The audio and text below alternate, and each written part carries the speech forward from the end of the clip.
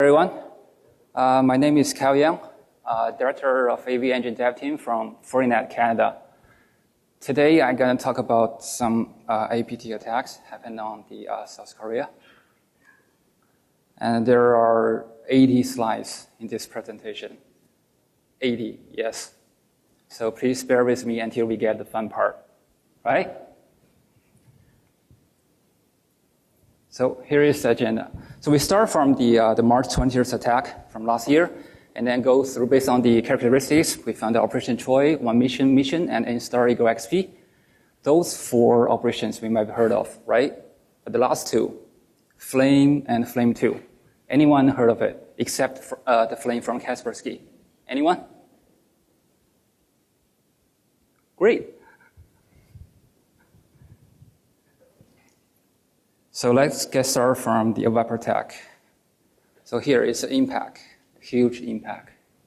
There are 2 parts, from the bank, financial institutions, and the media.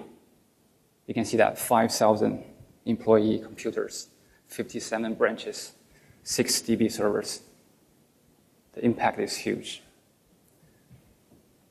So what kind of things do those damage? Here is the Viper case 1. The case 1 is the internal use, the number, so it doesn't mean anything, okay? So the dropper, it's a compile time, it's the orange font, and it's dropped 4 files, agentbase.exe, economy.exe, pr1.temp, arg.exe. So there are 2 kinds of Vipers. The first one is for the Windows, the other one is for the Linux, Unix. So let's get started from the Windows one. Okay. So first, it's going to check a file mapping object. If it doesn't exist, and then it create, and then try to kill 2 security process from the antivirus software, and then wipe out your MBR. It's pretty simple and straightforward. Remember, simple, straightforward.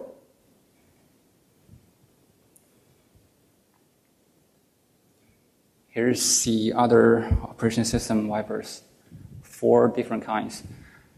Except the last one, for the general Linux, they're just delete all the important directories on your system. The other 3 are trying to write zeros on your MBR. So it's just destroy your hard drive. And we found this is not the only case. Here is another one. It's a little bit complex than the first one. It has an injector. So it's just inject the Viper into your running process.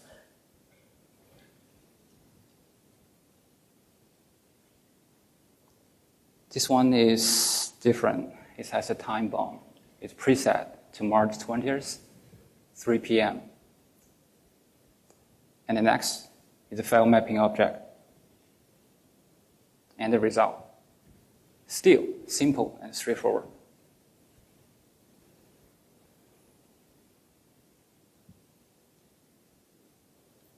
Here is another case. File mapping object, and then kill process. And it also has a time bomb there. March 20th, 2 p.m. You can see on the left, 2013, March 20th, 2 p.m. And then still write the strings to MBR. It's pretty quick, right? Okay, here we may have some questions raised. How those Vipers got to the computers? Because the Viper is simple and straightforward. It doesn't have any warm function or self-replicating functions that help yourself to spread within the internet, right? So there must be something we missed.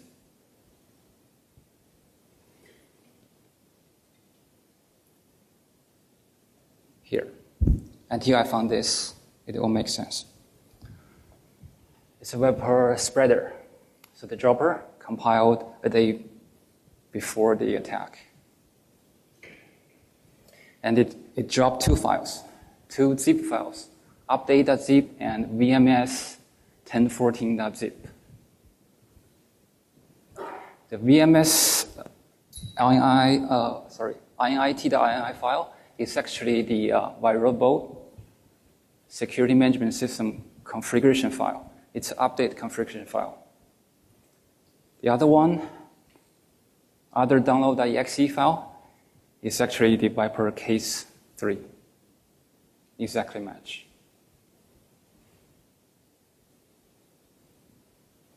So let's briefly introduce to the security management system. It has a central server, and it's manages so many clients. I mean, from the damage, like 5,000 employee computers. So the update will push from the central server to all the clients.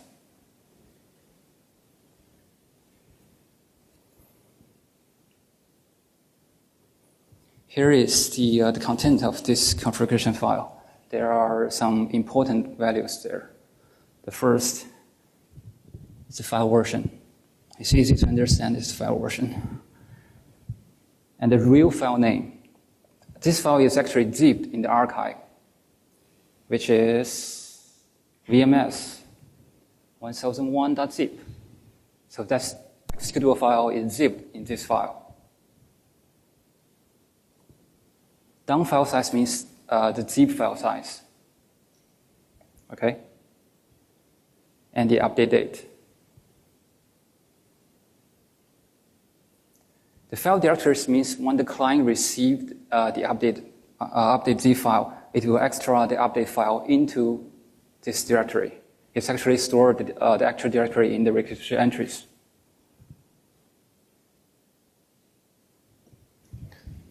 Here, we got two configuration files. The left hand is abnormal ones, actually the malicious one. The right hand is normal one. So we can see the difference. I highlighted in the red. The abnormal ones are actually modified. The real file size, down file size, and the update date. Only the three, compared to the normal one. So why did it do this? Because it must match the zip file it dropped. So you can see the date matched, 2010 October 14th.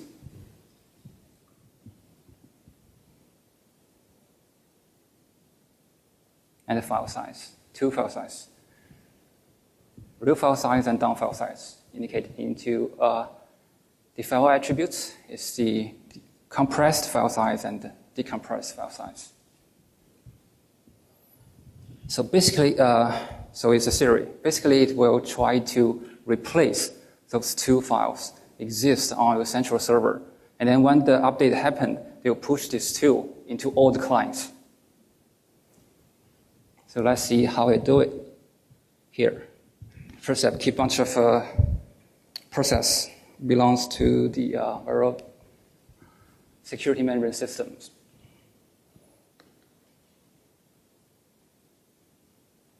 And then replace the key data of the central server with ha.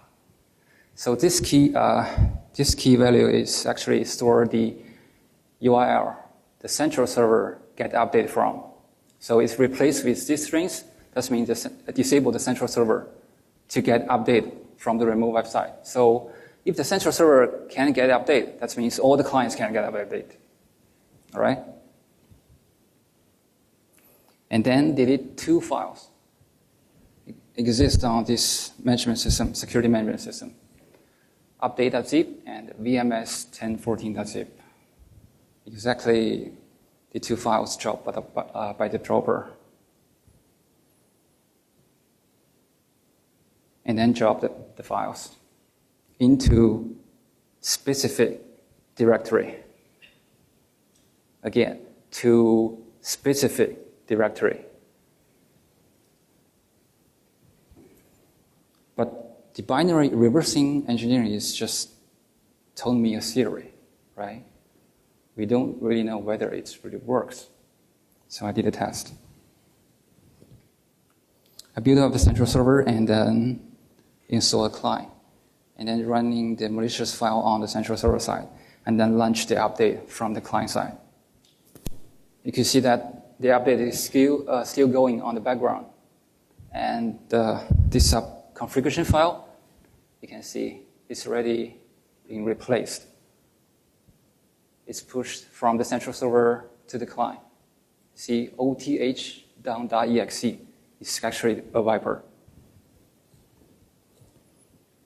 So let's see the Viper here. Okay, the Viper got into your computers. All the computers managed by this security management system.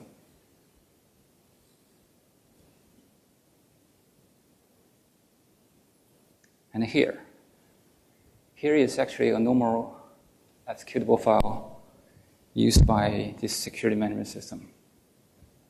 It's a normal one. It's not replaced yet because the update is still ongoing. When the update is finished, the normal application is replaced by the Viper. For now, it doesn't trigger to run this, but the theory is to replace a normal application used by this security management system. Of course, this security management system will occasionally run this file. And actually, I just wait 5 minutes and then check the MBR. Great. When I found this, I was like, WTF?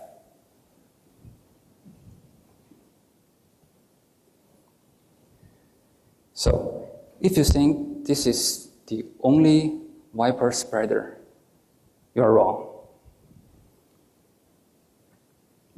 Here is another Viper spreader. Actually, unfortunately, I didn't get dropper. Maybe it actually don't have a dropper. It's 2 files: np setup, right? np setup.ini and container.exe. The np setup.ini is the update config file for nlab policy center. The container.exe is actually the Viper case 1, exactly match. But there is no connections, right? So let's see the content. So it's got connected. So I guess the same theory happened.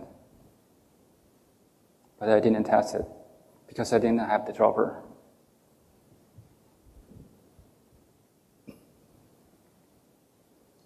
So let's take a look of the security management system they used.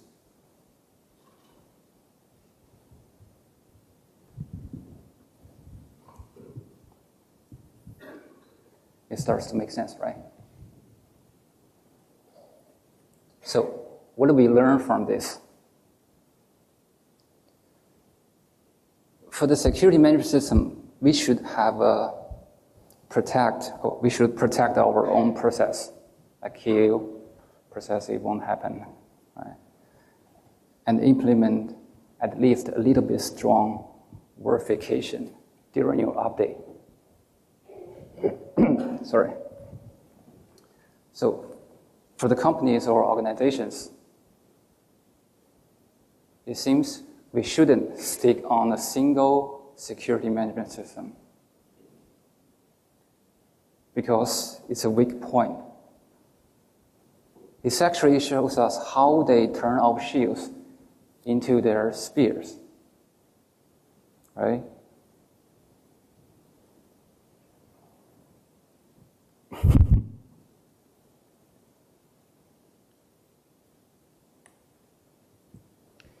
Here. So there are still some questions confusing because as the last one is the same, how those Viper spreaders got onto computers, right? And another thing is, actually there are 3 Viper cases I showed before, but I just find 2 cases match the Viper spreader. There's still missing one. So is there any other malware download this one?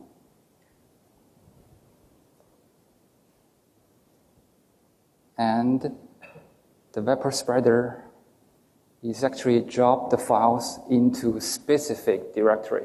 What if I install the security management system into another directory? The Viper doesn't work, right? It won't work, never work. There's 3 questions.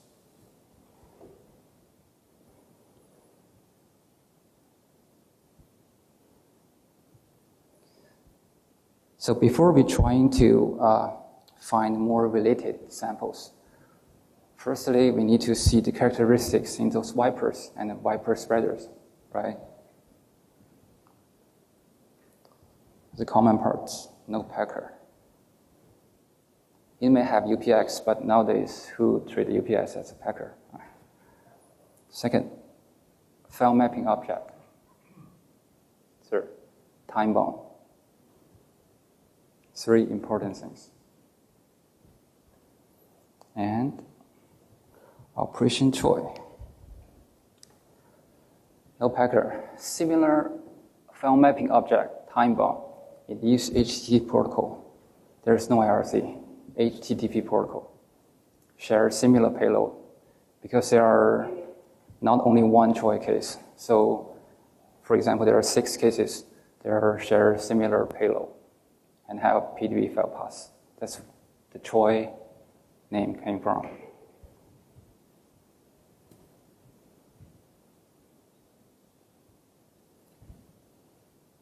Try case 1. Start from a downloader and then a dropper. Based on different operating system, you drop different files. Basically, you either drop the true payload or drop an injector or a privilege escalator.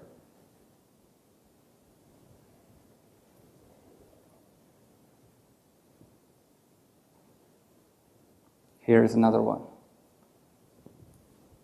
Based on different operating systems or 32-bit or 64-bit, drop different files.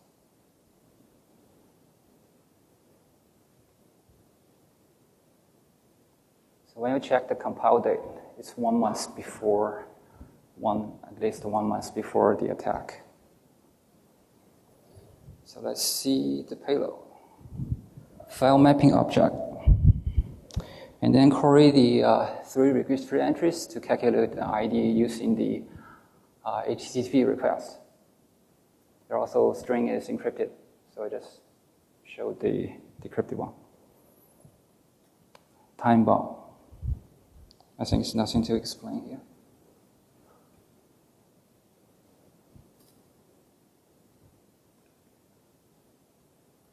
Communication part. Request patterns. No equals 0. ID calculated by the register entry queries. And SN is a random number. SC is equal to MD5 sum plus 2 ID and 2 SN numbers. And we write server response to this temp file. Try to remember this file name. Decrypt the file using RC4 algorithm and the key. Still simple. Here's the commands. Wake up, easy to understand. Wake up the children. Interval, set the interval that the children connect to the CNC servers. And download exe, download the file and execute it. Map FS, this one is interesting. It will try to write all the file information into one single file and store on your local hard drive. And then might use the upload command to upload this. This may be the answers to that questions I raised before. Maybe the computer just got this choice and then download other Viper, now spread it by the Viper spreader. And how they know you installed the security management system into that directory? MapFS. They got all your files information, file paths. They knew it.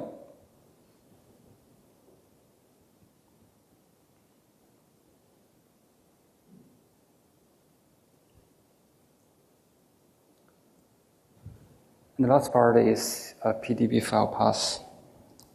I highlighted the two commands, upload and mapfs. Save me lots of time.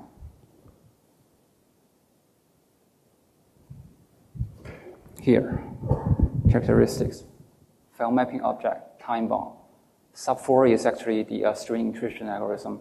Calculate ID is to correlate the three register entries to calculate the ID using HTTP request. And the HTTP request patterns, and RC for encryption decryption algorithm using the communication.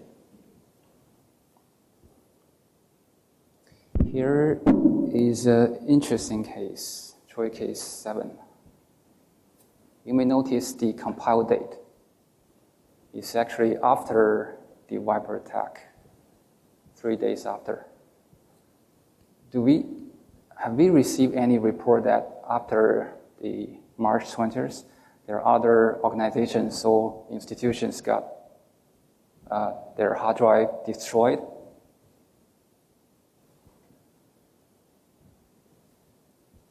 No, right? So let's see how it works. File mapping object, but the pattern changed. Global / resource share, and it's the same thing. Calculate ID by querying the three register entries.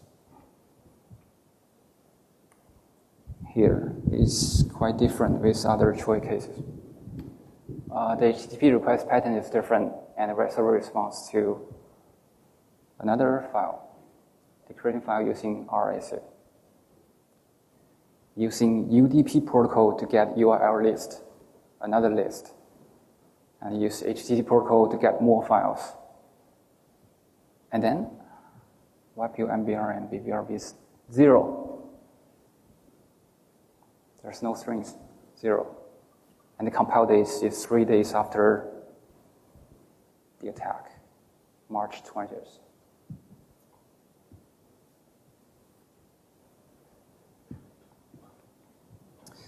Here is another question, is like, if some organizations or institutions got their hard drive wiped after the Viper attack, they should report it. Or they can't report. So what kind of organizations and institutions can report those kind of attack?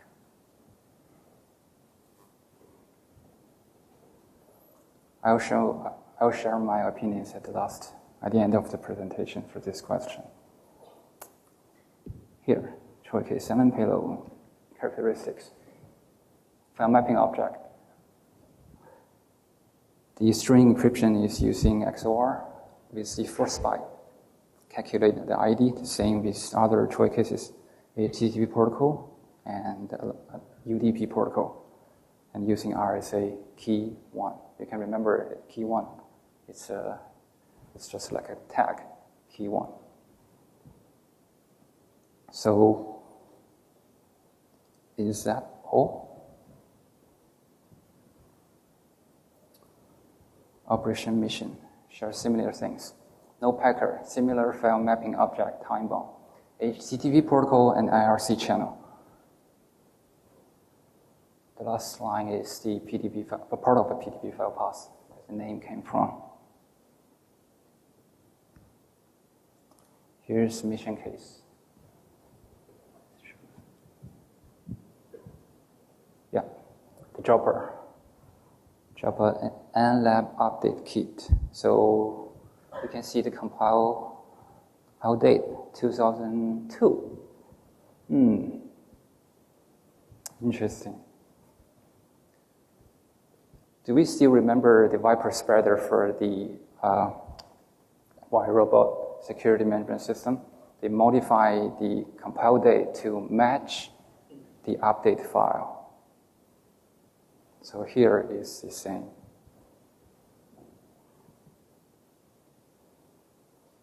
The actual payload is unlab update.exe based on 32-bit or 64-bit. It dropped different things. But the actual function is similar. File mapping object using global resource share. The same, not same, similar to the Detroit case 7, but have different operation name. Calculate the ID using HTTP request.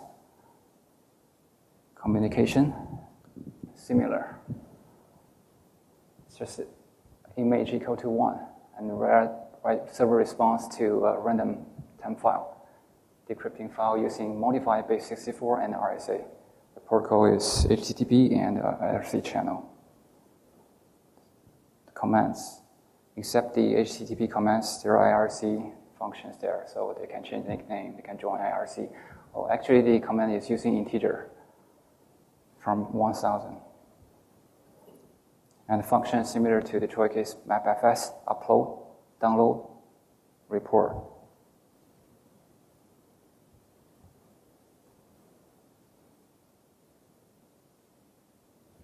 Characteristics. There are two right part new in this mission, operation mission, except the file mapping object, calculate ID, HTTP protocol, they're using IRC channel, base 64, and the RSA key change to key 2. Okay? And the string encryption use XT.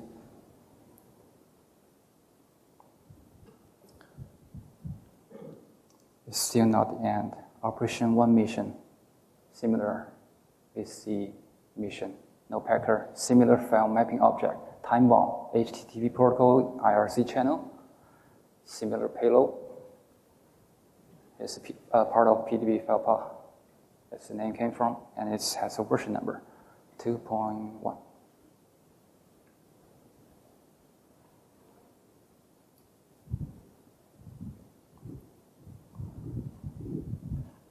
His chopper is similar with the Detroit cases. Actually, do nothing new. And this one more straightforward. There's no injector or privilege escalator. It's just based on 32-bit or 64-bit drop the actual payload. This one is much more complicated.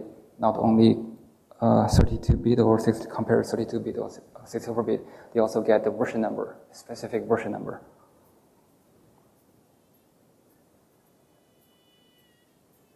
One mission payload communications. Patterns similar to the Detroit case. And the ID here, they start with 2 strings, and then calculate after that whether either it's calculated by query the 3 registry entries or your MAC address. So here you may read some other vendors' report. If they put those IDs in their report, they're actually the MAC address after that. So you may tell whether they analyze the malware in the virtual machine or real machine. And then write the server response to this file name. The same as the Troy case. Decrypt the file using base 64 and RSA, using HTTP protocol and IRC channel. There are 28 commands. There are too many commands, but the function is the same. Upload, download, report, mapfs.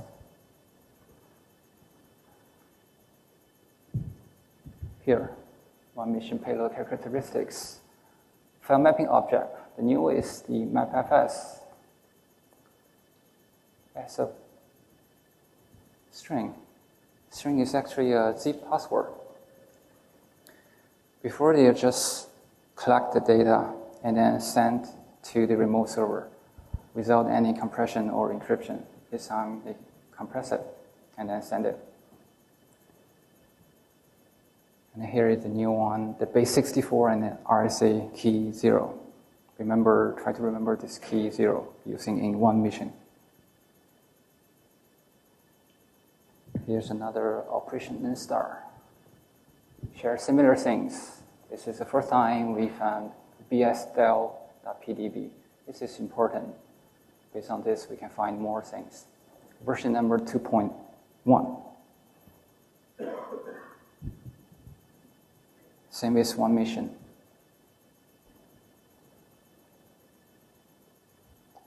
Also same with one mission.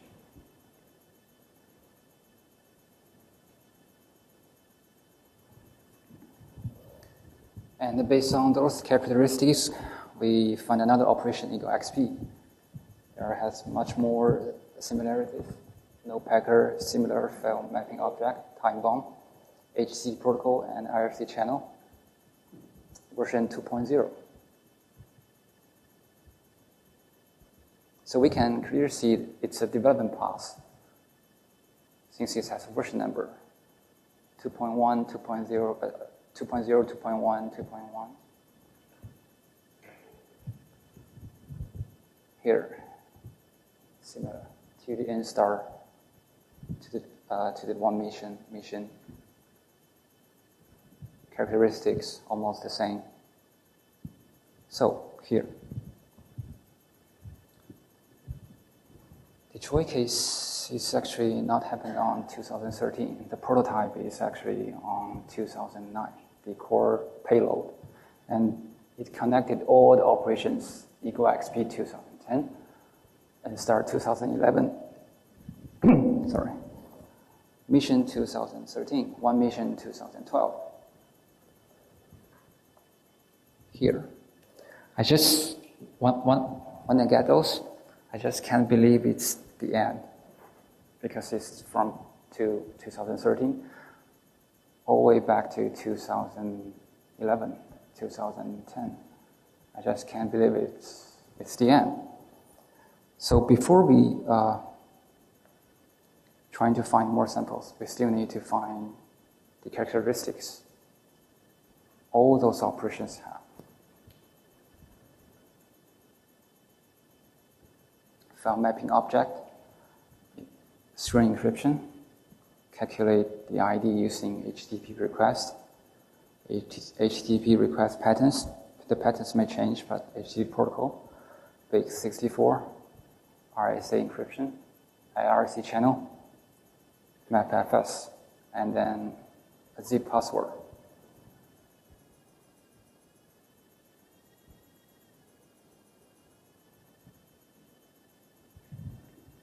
How we found this? Operation Flame. The version 1.0 is compiled on 2007, March 7th. It's the very first version of all those operations, very first one. It uses HTTP protocol. And when the Joy got the data from the server side, they just unzip it. So the communication protocol is using HTTP and then zip files passing around. And it has an architecture that has plugins. So it has rootkit, USB dumper, mapfs, keylogger, email stealer.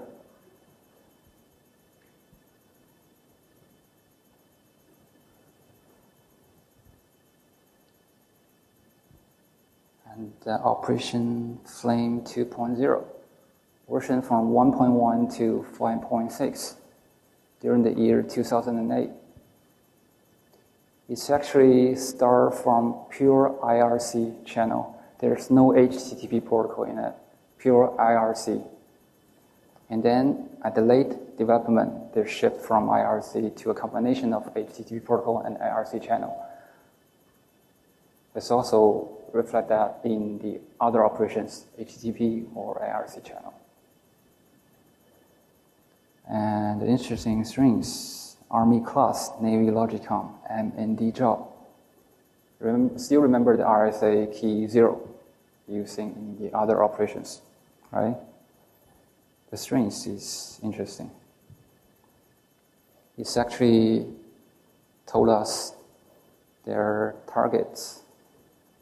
Also use those strings as the IRC channel name. They would join those IRC channel and then send information through those IRC. So the Army class, let's see, the Army class represents to the Korean Military Academy. So the Navy Logicom is military parts and supplier. MND job, Ministry of National Defense. You think those are all the targets? No. In the late of its development, target changed a little bit. Military Engineering Department, Korean Military Academy, ROK US Combined Force. So when the target is clear, the next questions will be, what are their purpose?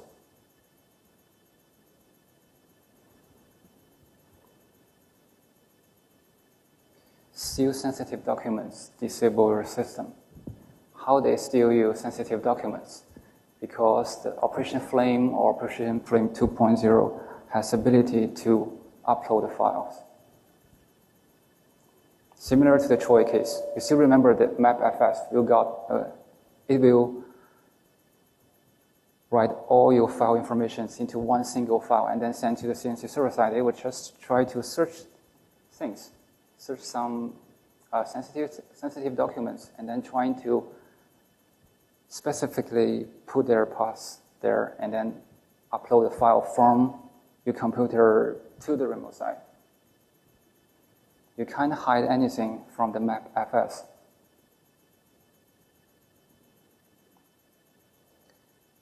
Another interesting thing is actually in the late of its development, it tried to identify whether the infected system is AR system.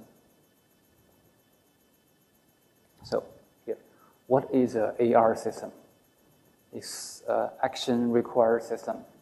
It manage all your digital assets and also your digital IDs. So they are not only interested in your digital things. For example, the digital ID. You may enter your facility using an access card. Actually, they're targeting those systems. So use your imagination. But for now, I'll use mine. One way, put the raw ID into the system and then grant an access card. So that means you can enter the facility physically. So the target is not only interested in your digital document, but also interested in entering your facility. Another way is to grant the access to someone already in this facility. If you have an access card, you don't have a right to enter, for example, server room, right? They maybe give that person in the facility that right to enter the server room or enter some office, because not all the documents are digital.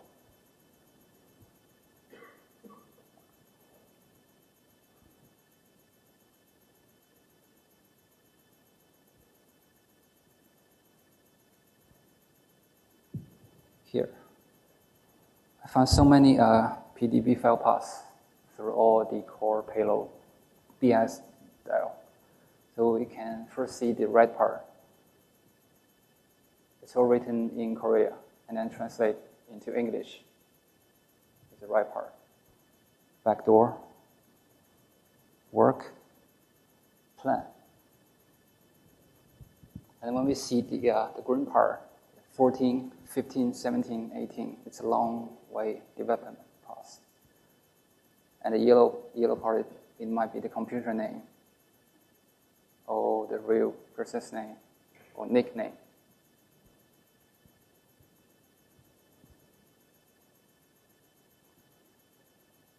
Now I'm happy. Really happy.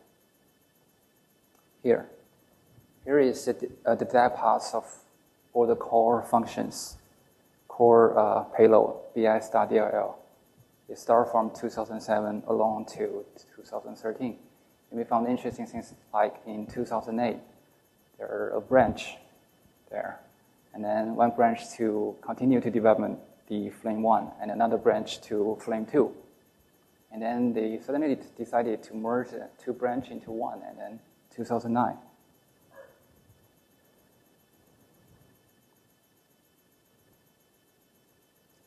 Because the space is limited, I have to combine some similar payload into one block, like the BSK's F1211 at the end of the year 2009.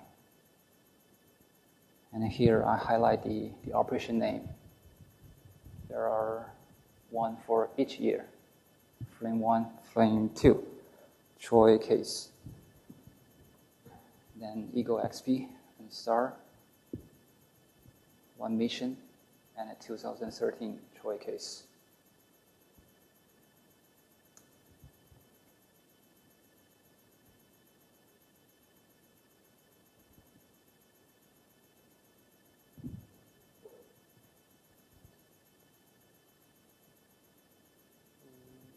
Yep, I think that's all. Any questions? Oh, by the way, this is my business card. Any questions?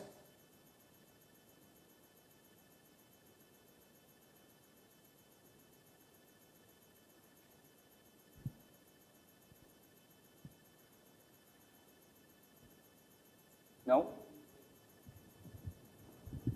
Sir, what? How long did it take?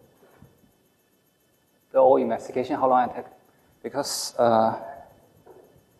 I'm a part of my job is dedicated to the engine development, so I have a limited time to going deep into this research. Actually, it's started from last year, March 20th, until 1 or 2 months ago, before I submit the proposal to the Black Hat.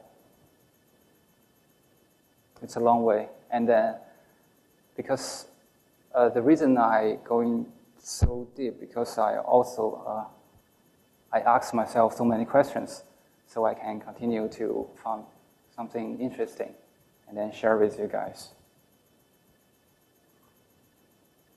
Anyone? Yep.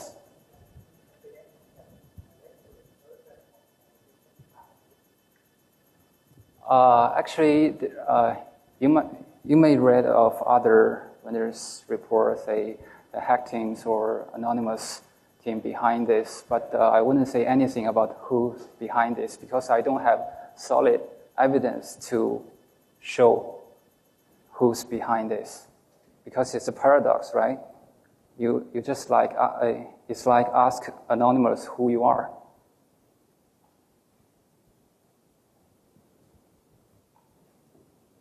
Anyone?